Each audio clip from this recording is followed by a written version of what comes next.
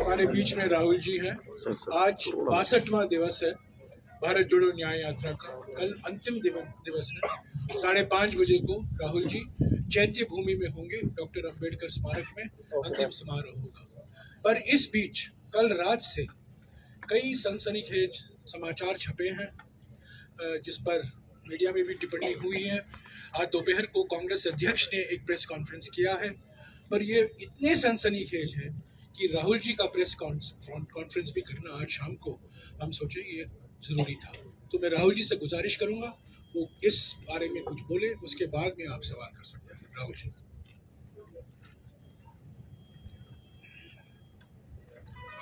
नमस्कार, कैसे हैं आप? ठीक है। कुछ साल पहले नरेंद्र मोदी जी ने ये हिंदुस्तान का जो पॉलिटिकल फाइनेंस का सिस्टम है उसको साफ करने की बात की थी, और इलेक्टोरल बॉन्ड्स का जो कॉन्सेप्ट है वो नरेंद्र मोदी जी ने डेवलप किया और उसको इम्प्लीमेंट किया। और कुछ ही दिन पहले इलेक्टोरल बॉन्ड की सच्चाई देश को दिखी है। बेसिकली जो नरेंद्र मोदी जी ने इलेक्टोरल बॉन्ड का कॉन्सेप्ट रखा है वो दुनिया का सबसे बड़ा एक्सटॉर्शन रैकेट है। मैं फिर से कह देता हूँ, दुनिया का सबसे बड़ा नेशनल लेवल का एक्सटॉर्शन रैकेट है। कंपनियों से हफ्ता लेने का तरीका है, कंपनियों से कॉन्ट्रैक्ट्स का शेयर लेने का तरीका है, और शायद सबसे बड़ा, दुनिया में सबसे बड़ा भ्रष्टाचार का स्कैम है। इसके सब आंकड़े आपके सामने हैं। पूरी कंपनी की लिस्ट अभी आई नहीं है। इसमें शेल कंपनीज हैं, इसमें सीबीआई ईडी से प्रेशर डाल के पैसा लिया जा रहा है, डेट्स हैं, कंपनी पर केस लगता है, उसी के थोड़े दिन बाद बीजेपी को पैसा मिलता है, हजारों करोड़ रुपए का कॉन्ट्रैक्ट मिलता है, कॉन्ट्रैक्ट का एक कट बीजेपी को डायरेक्ट मिलता है। तो ये प्रधानमंत्री का कॉन्सेप्ट है और दुनिया में सबसे बड़ा भ्रष्टाचार का, करप्शन का उदाहरण है। अंग्रेजी में बोलूं या? Some years back, Prime Minister came up with a concept which he claimed was designed to clean Indian political finance. And at the heart of the concept was the idea of the electoral bond. The ability for corporates to give electoral bonds anonymously. Now it turns out that this is a way of extorting money from India's largest corporates. It is a way of stealing money from the biggest contracts in the country. It is a way of intimidating corporates and making them, forcing them to give money to the BJP. So it is the world's biggest corruption scam. It is the world's biggest extortion racket, and it is run by the Prime Minister of India. I don't really expect the Indian media to pick up this in a large way, because I know, from past experience, the type of things you focus on. But this is huge theft taking place right in front of everybody's eyes, and it has been orchestrated by the Indian Prime Minister. Now, if you have any questions, please. Yes, Archana. Sir. Also, opposition has been demanding for this electoral survey, and now it is out. And as we are seeing, the 50% like more than opposition, whether Congress party or the TMC. So now, what will be the further strategy? Look, the question is not whether it is 10%, 20%, 50% more. The question is that none of the opposition parties have access to contracts at the national level. None of the opposition parties are giving highway contracts, are giving defense contracts to these people. Okay. So none of the opposition parties are controlling the CBI. None of the opposition parties are putting Pegasus on people's phones. None of the opposition parties are controlling the income tax department. None of the opposition parties are controlling the extortion directorate. These are all controlled directly by the BJP and by the Prime Minister of India. And what we are seeing is criminal extortion from corporate India. Every single corporate knows this. They are scared, they are pressured, but this is what is going on. The question here is not opposition. The question here is that months after a contract is given, the corporate is suddenly giving electoral bonds to the BJP. The question here is immediately after CBI is filing a case, ED is filing a case, the corporate is giving money to the BJP. This is the issue here, right? And it is blatant and it is run by the Prime Minister of India. Yes. Sir, technically by law for extortion you need a complaint. In a way, through electoral bonds, if BJP got 5,000 crores, Congress also got around 1,400 crores. So these are allegations. What is a logical conclusion? But these are not allegations; these are facts. But how, If you look at these companies, you can see that certain of these companies have never donated money to the BJP, have got an ED case on them, a CBI case on them, and then immediately they are giving money to the BJP. You can see that there are a large number of shell companies here, right, which are connected to other companies, which are giving money to the BJP. It's upfront, right? So don't try and create this idea of technicality. Okay, you please be an impartial journalist, and you see what is in front of you, and don't try and muddy the waters. Right? There's no question here of what happens next. What do you mean? What happens next? What happens next is this is a criminal act that has been imposed on the people of India. That's what happens next. An investigation of this act hopefully takes place. Right? The Supreme Court acts on this, and as important, maybe it's about time some of you start writing about it. Rahul ji जो top 5 donors हैं उसमें से 3 donor वो हैं जिनके यहाँ पर IT या सीबीआई आती है, उसके बाद वो डोनेट करते हैं। अब कल चुनाव आयोग की ओर से डेट भी डिक्लेयर किया जाएगा चुनावों का, तो ये कितना अहम मुद्दा रहने वाला है 2024 चुनावों के लिए आप लोग? नहीं, ये देखिए, ये बहुत अहम मुद्दा तो है, मगर इस स्केल का भ्रष्टाचार, इस लेवल का भ्रष्टाचार कि आप देश के पूरे इंफ्रास्ट्रक्चर को करप्शन करने में लगा दो, सीबीआई को, ईडी को, इनकम टैक्स डिपार्टमेंट को, इन्वेस्टिगेटिव सारे के सारे का रोल आप करप्शन बना दो। और आइडिया किसका है? आइडिया प्रधानमंत्री का है। प्रधानमंत्री ने स्वयं कहा कि इलेक्टोरल बॉन्ड्स से पॉलिटिकल फाइनेंस साफ होगा। तो मतलब ये इससे बड़ा भ्रष्टाचार तो हो ही नहीं सकता। और ये गडकरी जी ने नहीं कराया, ये नरेंद्र मोदी जी ने कराया है, सीधी सी बात है।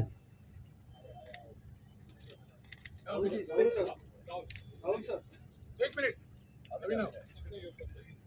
So you're saying these companies are corrupt. These companies are funding, but most of these companies, they are operating from the state or states where your government is there, Telangana or in Karnataka, and they are getting max mega, say for example, MEIL, Mega Engineering Infrastructure Private Limited, and they got projects in your government in the states like No, Karnataka and no, you're wrong. Our government in Telangana has come a few months ago. In Karnataka. Right? No, actually, you're wrong. That's not what's happened.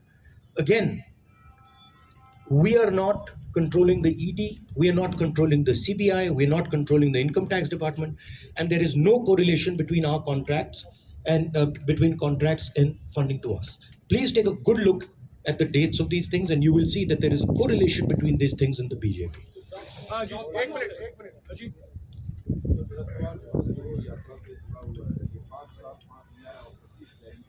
भैया हमारा focus आज ये भ्रष्टाचार पे है, कल नहीं अच्छा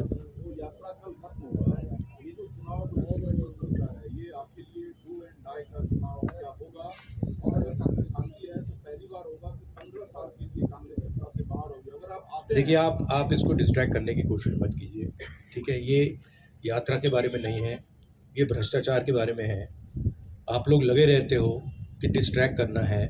रियलिटी ये है कि सबसे बड़ा भ्रष्टाचार हिंदुस्तान की हिस्ट्री में, हिंदुस्तान के पूरे इंस्टीट्यूशंस को लेकर नरेंद्र मोदी ने किया है, ठीक है? तो आप काइंडली इसको डिस्ट्रैक्ट करने की कोशिश मत कीजिए, बड़ा ऑब्वियस हो जाता है, सब लोगों को समझ आ जाता है। हाँ जी, जिस तरह से महाराष्ट्र की जो भी पार्टियां है, सेना है, राष्ट्रवादी है, और भी अलग अलग प्रदेश में इन पार्टियों को दो टुकड़ा किया जो महाविकास अघाड़ी के साथ में है, तो उसका इफेक्ट कितना पड़ेगा? और नहीं, वो दो टुकड़े में वो जो किया उसका पैसा कहाँ से आया? यहीं से तो आया। जो ये हिंदुस्तान में state government after state government गिरा रहे हैं, पैसा कहाँ से आ रहा है? इधर से तो आ रहा है। और ये अभी तो छोटा सा भाग दिखा है, तो इन्होंने पूरे के पूरे सिस्टम को एक्सटॉर्शन का सिस्टम बना दिया है। पॉलिटिकल पूरे स्ट्रक्चर को इन्होंने कैप्चर कर दिया है। सीबीआई इन्वेस्टिगेशन नहीं करती है, ईडी इन्वेस्टिगेशन नहीं करती है, एक्सटॉर्शन करती है। किसके लिए? बीजेपी के लिए।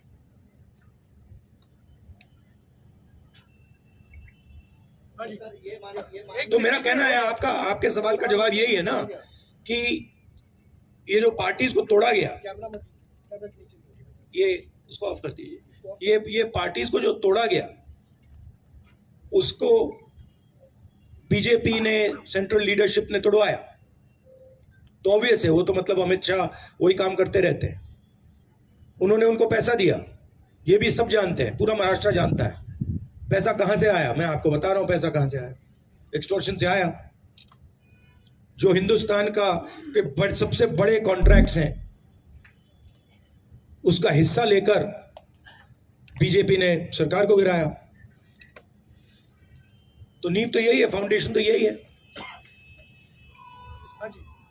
राहुल जी, आप एक्सटॉर्शन की बात कर रहे हैं, भ्रष्टाचार की बात कर रहे हैं, इलेक्ट्रल बॉन्ड को लेकर, तो इस मुद्दे को लेकर आप सुप्रीम कोर्ट जाएंगे? जो भ्रष्टाचार हुआ है आपका मानना है, तो इस मुद्दे को लेकर नहीं, मेरा मानना है, मतलब आपने पढ़ा नहीं इसके बारे में क्या? आपने अभी बोला तो आपने लिस्टें दिखी नहीं कंपनी की, आप मीडिया गए हो ना? इसी मुद्दे को लेकर आप जाएंगे क्या, ये पूछ रहा हूँ। नहीं, जाएंगे क्या, हम रेज करेंगे, मगर आपका भी काम बनता है ना। कहाँ कर रहे हो आप? तो ऐसे बोल रहे हो जैसे हुआ ही नहीं। तो मेरा कहना है, हाँ, सुप्रीम कोर्ट का रोल है, आपका रोल है। ये पूरा का पूरा जो हिंदुस्तान का इंस्टीट्यूशनल फ्रेमवर्क है, इसको बीजेपी ने कैप्चर कर रखा है, और पूरे सारे के सारे इंस्टीट्यूशंस इसी काम में लगे हुए हैं। ये एंटी नेशनल एक्टिविटी हो रही है, इससे बड़ी एंटी नेशनल एक्टिविटी हो ही नहीं सकती। और दुनिया में सबसे बड़े लेवल पे हो रही है, सबसे मतलब मैक्सिमम जैसे किया जा सकता है वैसे किया जा रहा है हिंदुस्तान में। आपने बताया कि इलेक्ट्रल बॉन्ड जो है वो एक एक्सटॉर्शन का जरिया है, लेकिन वही इलेक्ट्रल बॉन्ड जो है कांग्रेस भी ले रही है, बाकी पार्टियां भी ले रही है। आप फिर से वही सवाल पूछ रहे हो। मैं आपको बता रहा हूं कि कांग्रेस पार्टी हिंदुस्तान की सरकार नहीं चलाती है। सभी पार्टियां क्या इलेक्ट्रल बॉन्ड नहीं लेंगी, एकदम से उसको अवैध बता दें? उस पर डिस्कशन हो सकता है। इंडिया इंडिया गठबंधन में डिस्कशन हो सकता है, मगर पॉइंट ये है कि CBI, ED, income tax department का प्रयोग किया जा रहा है, कंपनीज को एक्सटॉर्ट किया जा रहा है, बड़े बड़े कॉन्ट्रैक्ट्स का शेयर लिया जा रहा है, कॉन्ट्रैक्ट देने से पहले इलेक्टोरल बॉन्ड्स दिए जा रहे हैं और फिर एकदम बाद कॉन्ट्रैक्ट दिया जा रहा है। शेल कंपनीज उसमें भरी हुई हैं और ये पूरा का पूरा जो ढांचा है प्रधानमंत्री ने क्रिएट किया है, इनका ब्रेन चाइल्ड है। इन्होंने कहा है कि भाई इलेक्टोरल बॉन्ड्स हिंदुस्तान के राजनीति को साफ कर देगा। No, we are doing one question. Thank you. You ask your question, please. Rahul ji, आपकी यात्रा दूसरी बार महाराष्ट्र में आई, पहली बार जब आए थे कांग्रेस पार्टी में, लेकिन अब जब आए हैं तो पूर्व सीएम से लेकर पूर्व सांसद तक पार्टी का साथ छोड़कर बीजेपी में चले गए, शिवसेना में चले गए। क्या नहीं, देखिए, पार्टी का साथ छोड़ के नहीं गए हैं, पैसा देकर सीबीआई को यूज कर ईडी को यूज कर उन पर दबाव डाल के इन पार्टियों को तोड़ा गया है। कांग्रेस को नहीं तोड़ा गया है, कांग्रेस का कोई नहीं गया है, कांग्रेस एक बिल्कुल साफ खड़ी हुई है वहाँ पे। हाँ ठीक है, वो मिलिंद देवरा वो ठीक है, वो कोई बड़ी बात नहीं है। तो हमारी पार्टी इंटैक्ट है, ज़रूर अशोक चौहान गए, मिलिंद देवरा गए, पर हमारी पार्टी इंटैक्ट है। शिवसेना को ये एनसीपी को पैसे से तोड़ा गया है। कैसे तोड़ा गया है आज मैं आपको बता रहा हूँ। हाँ जी, न्यूज़ तक से। और चुनाव में यहाँ पे कांग्रेस पार्टी और हमारा जो गठबंधन है रिकॉर्ड मत से जीतने वाला है। हाँ जी, अमेठी से जुड़ा हुआ सवाल है। हमने पूरी यात्रा कवर की है और जब हम अमेठी पहुंचे तो जनता के बीच बहुत ज्यादा डिमांड ये थी कि राहुल गांधी जी जो है वो चुनाव लड़े अमेठी से। क्या ऐसा होता हुआ दिखाई देगा? ये तो हमारी सीईसी है, खारगे जी हैं, वो ऑर्डर देंगे, मैं करूँगा जो भी उनकी राय है।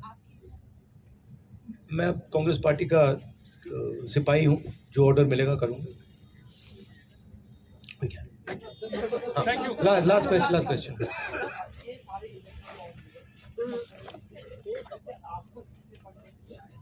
भी नाम सामने आए तो आगे ऐसा होगा क्या कि आपको जिसने फंडिंग किया है उनको भी सीबीआई और ईडी से फिर से टारगेट किया जाए? हो सकता है। सीबीआई और ईडी जैसी चीज नहीं है, वो बीजेपी का औजार है, वो बीजेपी के कंट्रोल में है। हिंदुस्तान में जो हमारे इंस्टीट्यूशंस हुआ करते थे वो आज इंस्टीट्यूशंस हिंदुस्तान के नहीं है।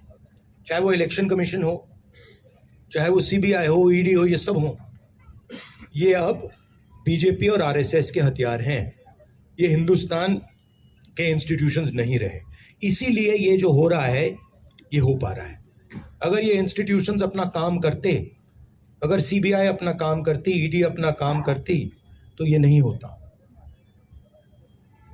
तो उनको ये भी सोचना चाहिए, ये जो सब कर रहे हैं, कि किसी ना किसी दिन बीजेपी की सरकार बदलेगी और फिर कार्रवाई होगी, और ऐसी कार्रवाई होगी कि मैं गारंटी कर रहा हूं ये फिर से कभी नहीं होगा। तो उनको भी सोचना चाहिए। Thank you. शुक्रिया। राहुल जी एक जिला बिजनौर की तरफ से एक कॉल है आपके लिए।